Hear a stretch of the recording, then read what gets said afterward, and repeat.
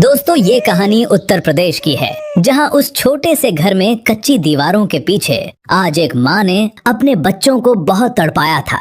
8 साल का रोहन चारपाई पर अपनी 2 साल की बहन गुड़िया को गोद में लिए बैठा था, जिसका चेहरा भूख और आंसुओं से भीगा हुआ था।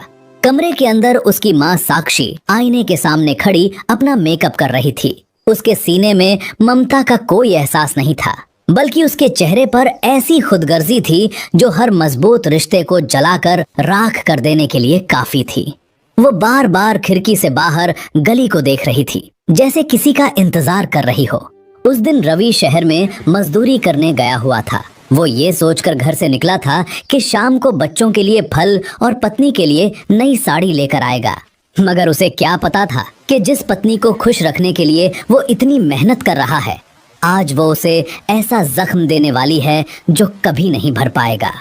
साक्षी, जो अपनी खूबसूरती पर हद से ज्यादा घमंड करती थी, आज कुछ ज्यादा ही जल्दी में थी। वो जल्दी जल्दी अलमारी से कपड़े निकालती और फिर उन्हें झटक कर वापस रख देती। आज उसके दिल में एक ऐसी खुशी थी जैसे किसी कैद से आजाद होने पर होती है। उसका पति रवि एक सीधा सादा मेहनती इंसान था, जो सुबह ही मजदूरी करने निकल जाता। रोहन और गुड़िया और साक्षी ही उसकी दुनिया थी, लेकिन साक्षी के सपनों की दुनिया तो कहीं और बसी हुई थी। गुड़िया का जिस्म बुखार से तप रहा था और वो सिसकियां ले रही थी। रोहन ने रसोई में जाकर देखा, लेकिन वहां चूल्हा ठंडा पड़ा था।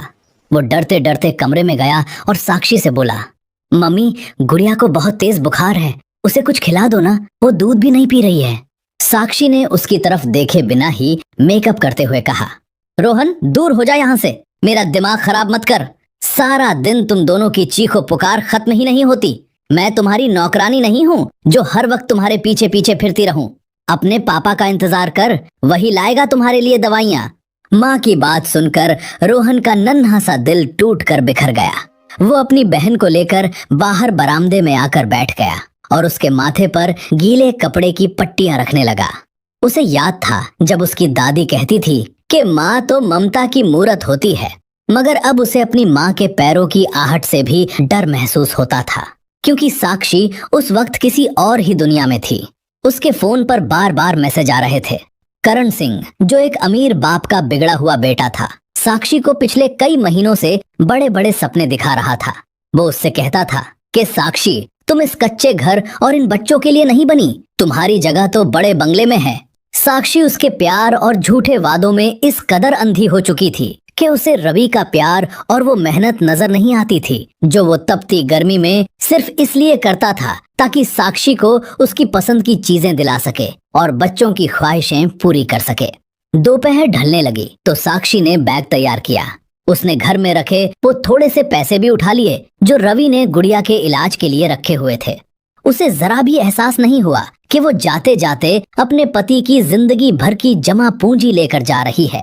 उसने खूबसूरत रेशमी साड़ी पहनी, बालों को खुला छोड़ा और जब वो कमरे से बाहर निकली तो उसके चेहरे पर कठोरता साफ दिखाई दे रही थी।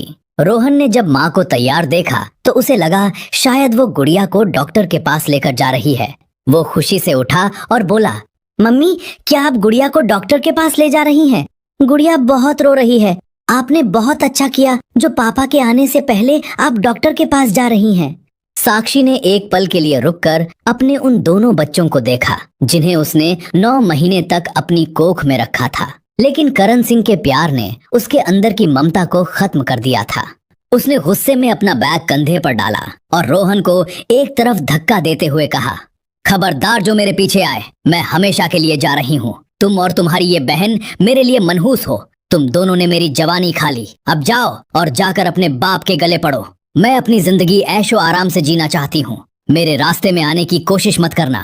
रोहन ये सुनकर सन्न रह गया।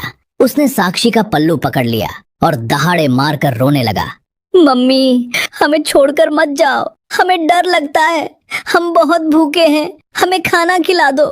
साक्षी ने अपना पल्लू छुड़ाने के लिए रोहन के मासूम चेहरे पर ऐसा जोरदार थप्पड़ मारा कि वो जमीन पर जा गिरा। गुड़िया, जो पहले ही बीमार थी, भाई को गिरते देखकर जोर जोर रोने लगी। पूरे घर में उन मासूमों की चीखें गूंज रही थीं, लेकिन साक्षी को उन पर ना तो तरस आया और ना ही उसके कदम रुके। उसने दरवाजा खोला और बाहर गली में खड़े करण की कार में बैठकर वहां से फरार हो गई। जैसे जैसे कार दूर होती गई, रोहन के दिल की धड़कनें तेज होने लगी। रोहन रोता हुआ दरवाजे तक आया और अपनी माँ को धूल में गायब होते हुए देखता रहा। उसके छोटे से दिल में ये सवाल उठ रहा था, क्या माएं भी अपने बच्चों को भूखा छोड़कर जा सकती हैं? शाम ढलने लगी और घर में अंधेरा छाने लगा। रोहन ने अपनी तड़पती हुई बहन को उठाया और कमरे में चला गया। वो उसे चुप कराने की कोशिश करता और उसे पानी पिलाता, लेकिन रोते रोते गुड़िया की हिम्मत जवाब दे गई। उधर रवि मंडी से मजदूरी करके वापस आ रहा था। उसके हाथ में एक छोटा सा खिलौना था जो उसने गुड़िया के लिए खरीदा था, और वो साक्षी के लिए उसकी पसंद की मिठाई लाया था। वो थका हारा हुआ मगर खुश था, क्योंकि आज उसने कुछ ज्यादा पैसे कमाए थे। लेकिन जैसे ही वो घर पहुंचा और गेट खुला देखा तो उसे कुछ अजीब सा लगा। अंदर आंगन में खामोशी थी और किचन में भी अंधेरा था। उसने आवाज लगाई, साक्षी, देखो मैं तुम्हारे लिए क्या लाया हूँ। साक्षी तो नहीं बोली, लेकिन उसे रोहन के रोने की आवाज आई। रवि दौड़ता हुआ कमरे में गया तो वहां का दृश्य देखकर उसके पांव तले से जमीन निकल गई। अलमारी खुली पड़ी थी, साक्षी के सारे कपड़े गायब थे और रोहन अपनी बहन को सीने से लगाए जमीन पर बैठा हुआ फटी फटी आंखों से अपने पिता को देख रहा था। उसने रोते हुए कहा, पापा, मम्मी हमें छोड़कर चली गई। वो कह रही थी कि हम मनहूस हैं। रवि के हाथ से मिठाई छूट गई और वो वहीं जमीन पर सिर पकड़कर बैठ गया। उसे ऐसा लगा जैसे किसी ने उसके जीते जी उसकी आत्मा निकाल ली हो। उसने बैग में रखे पैसे ढूंढे तो वो भी गायब थे। जिस औरत को उसने अपनी जान से ज्यादा प्यार किया था, आज वही औरत उसकी पीठ में छुरा घोंपकर उसे इस हाल में छोड़ गई थी कि उसके पास अपनी बीमार बेटी की दवा के लिए भी पैसे नहीं बचे थे। रात हो चुकी थी। रवि अपनी बीमार बेटी को गोद में लिए गांव के क्लिनिक की तरफ दौड़ा। रोहन भी उसके पीछे पीछे भागा चला जा रहा था। उस रात गांव की उस गली में एक बाप का दर्द और दो मासूम बच्चों की सिसकियां गूंज रही थीं, जबकि मीलों दूर शहर के होटल में साक्षी करण के साथ मौज मस्ती कर रही थीं। लेकिन वो ये नहीं जानती थी कि उसके कर्मों का फल उसे बहुत जल्द मिलने वाला है। साक्षी को लग रहा था कि वो रवि के साथ कैद काट रही थी, लेकिन सच्चाई ये थी कि अब वो एक ऐसी दलदल में कदम रख चुकी थी जहां से वापसी का कोई रास्ता नहीं था। उधर गांव के डॉक्टर ने रवि की बेटी को हॉस्पिटल के लिए रेफर कर दिया था। रवि ने उसे शहर के एक अस्पताल में भर्ती कराया। वो अस्पताल के फर्श पर बैठ गया। उसने दोनों हाथ जोड़कर कहा, है भगवान, मैं तो उसे फिर भी माफ कर दूंगा, लेकिन मेरे इन बच्चों का क्या कसूर था। उस रात के बाद रवि की जिंदगी का एक नया और कठिन सफर शुरू हो गया। उसे अब माँ और बाप दोनों का फर्ज निभाना था और साबित करना था कि जब माँ बागी हो जाए तो फिर एक पिता टूटे हुए घर को कैसे संभालता है। रवि बाहर रोहन को सीने से लगाए हुए बैठा था और अंदर डॉक्टर गुड़िया की जिंदगी बचाने की कोशिश कर रहे थे। रोहन अपने पापा के गले लगकर सिसकियां ले रहा था। वो रात रवि के लिए किसी कयामत से कम न थी। एक तरफ पत्नी की बेवफाई का गम था और दूसरी तरफ बेटी जिंदगी और मौत की जंग लड़ रही थी।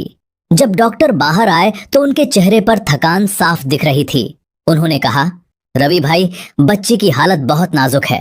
तुम्हें इलाज और दवाइयों के लिए पैसों का इंतजाम करना होगा। रवि ने खाली नजरों से अपनी जेब की तरफ देखा, लेकिन उसके पास अब कुछ भी नहीं बचा था।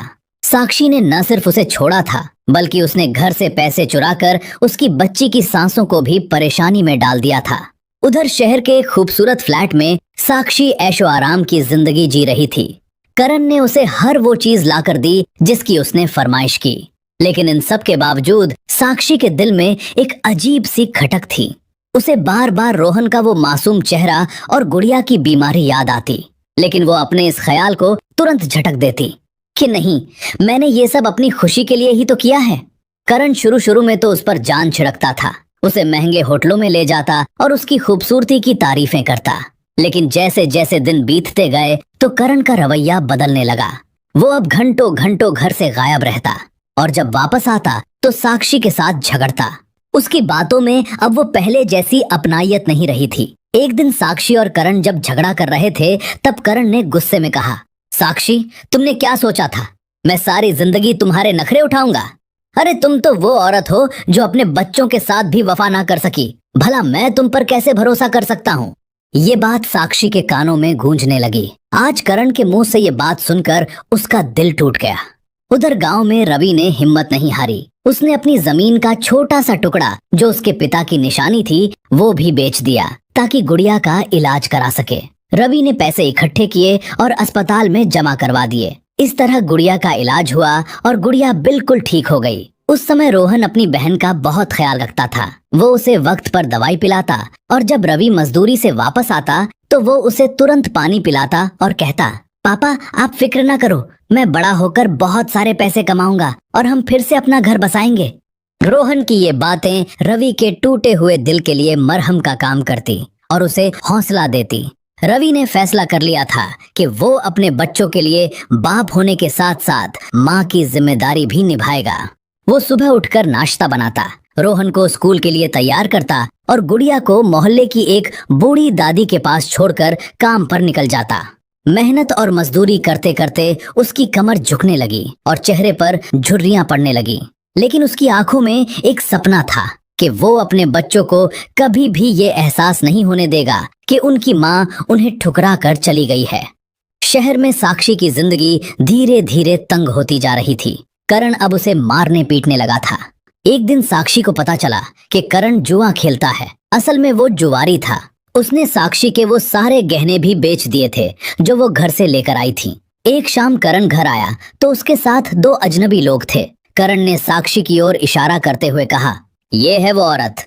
इस औरत ने अपने पति और बच्चों को छोड़ा है क्योंकि हमारा सौदा तय हो चुका है, इसलिए अब तुम इसे ले जा सकते हो। अब ये तुम्हारी है।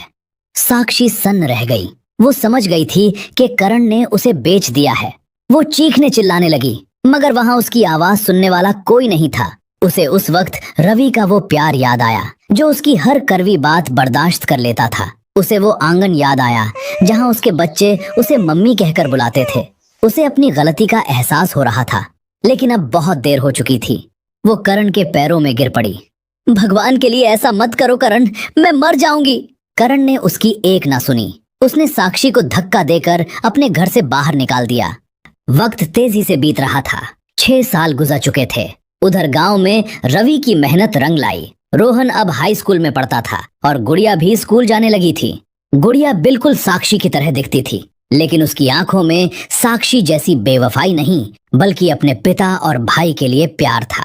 रवि ने दिन रात मेहनत करके अपनी वो जमीन वापस खरीद ली थी और एक छोटा सा पक्का घर भी बना लिया था। गांव वाले अब रवि की मिसाल देते थे। रोहन पढ़ाई में बहुत अच्छा था। वो स्कूल से आकर अपने पिता के साथ खेतों में भी हाथ बटाता। उनके घर में अब सुकून था। भले ही साक्षी का नाम अब वहां कोई नहीं लेता था, लेकिन उसके छोड़े हुए निशान आज भी कहीं न कहीं बाकी थे। एक रात साक्षी उस कोठरी की खिड़की से आसमान को देख रही थी जहां उसे कैद करके रखा गया था। उसके बाल बिखरे हुए थे और चेहरा मुरझा चुका था। वो सोच रही थी कि अगर उस शाम वो रोहन को तड़पता हुआ देखकर अपने कदम रोक लेती, काश वो उस दिन गुड़िया को सीने से लगा लेती, तो आज उसे अपने पाप का बोझ इतना भारी न लगता। उसे ऐसा लगा जैसे उसका दम घुट जाएगा।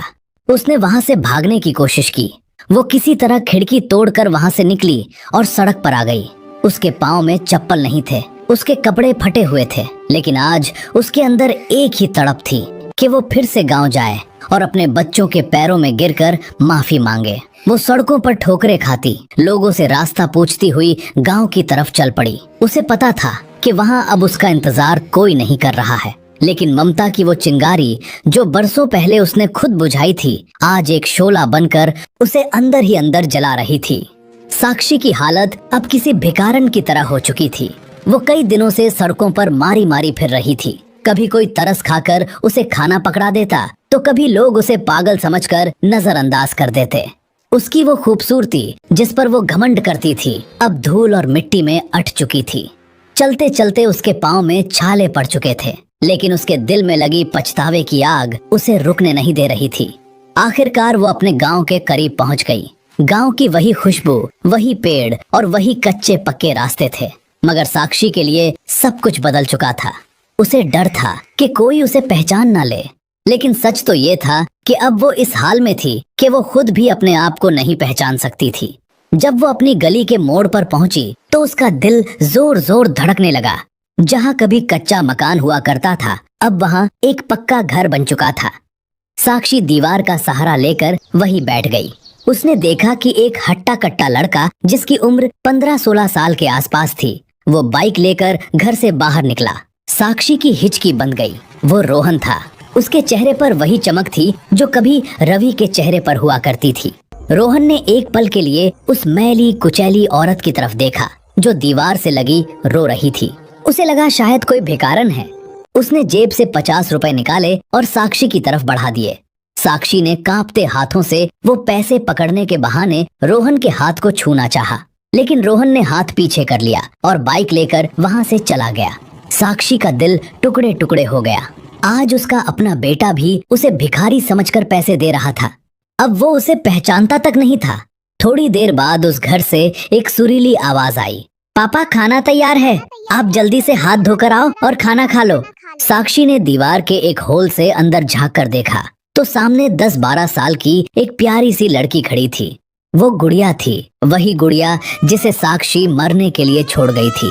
गुड़िया की मासूमियत और उसका अपने बाप के साथ प्यार देखकर साक्षी को ऐसा महसूस हुआ जैसे उसने स्वर्ग ठुकराकर अपने लिए नर्क चुन लिया था।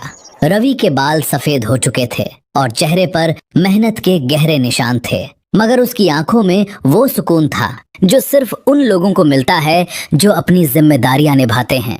रवि ने गुड़िया के सिर पर हाथ रखा और उसे आशीर्वाद दिया। साक्षी का दिल किया कि वो भी चिल्लाकर कहे, रवि मुझे माफ कर दो, लेकिन उसकी आवाज गले में अटक गई। वो सारा दिन उस दीवार के पास बैठी रही। उसने देखा कि वो घर अब कितना खुशहाल और शांत है जिसे वो छोड़कर गई थी। वो देख रही थी कि उस घर में साक्षी की कमी तो थी, लेकिन अब उसकी जरूरत नहीं थी। रवि ने अकेले ही दोनों बच्चों की ऐसी परवरिश की थी कि वो पूरे गांव के लिए मिसाल बन गए थे। शाम के समय जब लोग मंदिर जा रहे थे तो कुछ औरतें वहां से गुजरी। उन्होंने साक्षी को वहां बैठे देखा तो एक ने दूसरी से कहा, पता नहीं आजकल कैसी कैसी औरतें गांव में आ जाती हैं, लगता है ये कहीं से भाग कर आई हैं। दूसरी औरत बोली, छोड़ो हमें क्या, भगवान सबको सद्बुद्धि दे। वैसे रवि भाई की किस्मत देखो, उसकी पत्नी भाग गई थी लेकिन भगवान ने उसे ऐसे संस्कारी बच्चे दिए हैं कि आज वो राजाओं की तरह रहता है। ये बातें सुनकर साक्षी को ऐसा लगा जैसे किसी ने उसके जख्मों पर नमक छिड़क दिया हो। रात के अंधेरे में जब सब सो गए तो साक्षी हिम्मत करके गेट के करीब आई। उसने देखा कि रवि बरामदे में चारपाई पर सो रहा था और पास ही एक छोटी चारपाई पर गुड़िया लेटी हुई थी। साक्षी का जी चाहा कि वो अंदर जाए और अपनी बेटी का माथा चूम ले, लेकिन तभी उसे करण की वो बात याद आई, तुम तो वो औरत हो जो अपने बच्चों की भी न हो सकी। ये बात याद आते ही उसे लगा कि उसके कदम इस पवित्र घर को गंदा कर देंगे। वो वहीं गेट के बाहर बैठकर सारी रात रोती रही। उसे अपनी वो सारी बदतमीजियां और बेवफाई याद आ रही थी जो उसने रवि के साथ की थी। उसे वो दिन भी याद आए जब रवि ने गुड़िया के इलाज के लिए पैसे इकट्ठे किए थे और वो उन्हें लेकर फरार हो गई थी। उसे अपने आप से घिन महसूस होने लगी। अगली सुबह जब रवि उठा और उसने गेट खोला तो उसे वो बाहर पड़ी हुई मिली। वो बेहोश हो चुकी थी। रवि ने इंसानियत के नाते उसे पानी पिलाया और गुड़िया से कहा कि अंदर से थोड़ा सा दूध लेकर आओ। जब साक्षी को होश आया तो उसने रवि और गुड़िया को अपने सामने खड़ा देखा। वो फूट फूट कर रोने लगी। उसने अपना चेहरा छुपाने की कोशिश की। तभी अचानक रवि की नजर उसके हाथ पर पड़ी जहां एक पुराना निशान था। रवि हैरान रह गया। उसके मुंह से एक दबी हुई आवाज निकली, साक्षी। साक्षी ने जब रवि के मुंह से अपना नाम सुना तो वो उसके पैरों में गिर पड़ी और माफी मांगने लगी। रवि, या तो मुझे माफ कर दो या फिर मुझे खत्म कर दो। मैंने तुम्हारे और अपने बच्चों के साथ बहुत गलत किया था, इसलिए भगवान ने मुझे दर दर की ठोकरें खिलाकर मेरी औकात दिखा दी है। प्लीज मुझे माफ कर दो। गुड़िया हैरानी से अपने पिता को देख रही थी और सोच रही थी कि ये भिखारन उनका नाम कैसे जानती है और ये बार बार माफी क्यों मांग रही है। रवि के कदमों में पड़ी साक्षी की हालत देखकर गुड़िया सहम कर पीछे हट गई। उसे कुछ समझ नहीं आ रहा था कि वो उसके पिता के पांव पकड़कर क्यों रो रही है। रोने की आवाज सुनकर रोहन भी कमरे से बाहर आ गया। रवि चुपचाप खड़ा था। उसकी आंखों में अजीब सी उलझन थी। वो औरत जिसे वो कभी अपनी इज्जत समझता था आज इतनी बदल गई थी कि पहचान में भी नहीं आ रही थी। वो सिसकियां लेते हुए बोली, रवि एक बार कह दो कि तुमने मुझे माफ कर दिया है, वरना मेरा दम निकल जाएगा। रोहन ने जब थोड़ा पास आकर गौर से देखा तो उसके दिमाग में 7 साल पुराना वो चेहरा घूम गया जो उसे घर के दरवाजे पर थप्पड़ मारकर घर से बाहर निकल गई थी। रोहन की आंखों में गुस्सा उतर आया, उसकी सांसें तेज होने लगी। उसने रवि से कहा, पापा, ये वही औरत है ना जो हमें मनहूस बोलकर रोते हुए छोड़कर चली गई थी? साक्षी ने तड़प कर रोहन की तरफ देखा और बोली, बेटा, ऐसा मत कहो, मैं तुम्हारी माँ हूँ, मुझे माफ कर दो।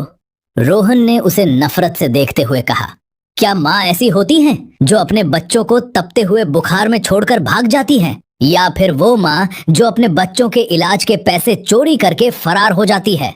मेरी माँ तो उसी दिन मर गई थी जब तुमने इस घर की दहलीज को पार किया था। साक्षी ने गुड़िया की तरफ हाथ फैलाए।